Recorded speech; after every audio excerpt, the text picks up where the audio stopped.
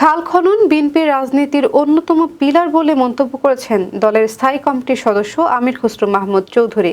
তিনি বলেন, খাল খননের অর্থ শুধু পানি নিষ্কাশন নয়, এটি একটি শহরের পানির স্বাভাবিক স্রোত নিশ্চিত করার পাশাপাশি খালের আশেপাশে একটি নতুন অর্থনীতি গড়ে তোলার সুযোগও সৃষ্টি করে।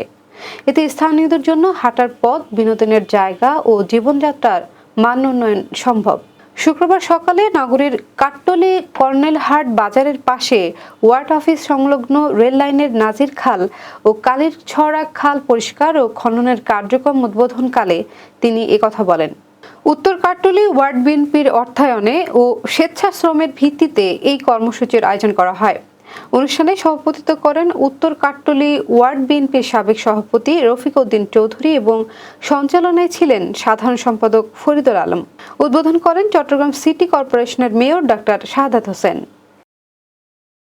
খাল খনন কর্মসূচি হচ্ছে বিএনপির রাজনীতির একটি অন্যতম অধ্যায়, যেটা শহীদ প্রেসিডেন্ট জিয়াউর রহমান সাহেব শুরু করেছিলেন।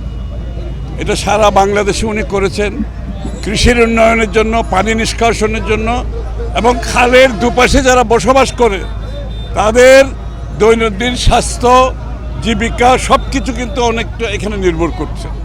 সুতরাং খাল খনন শুধুমাত্র পানি নিষ্কাশন নয়, অবশ্যই চট্টগ্রাম মহানগরীতে বড় সমস্যা আছে পানি নিষ্কাশনের, সেটা অবশ্যই সমাধান প্রথম দায়িত্ব।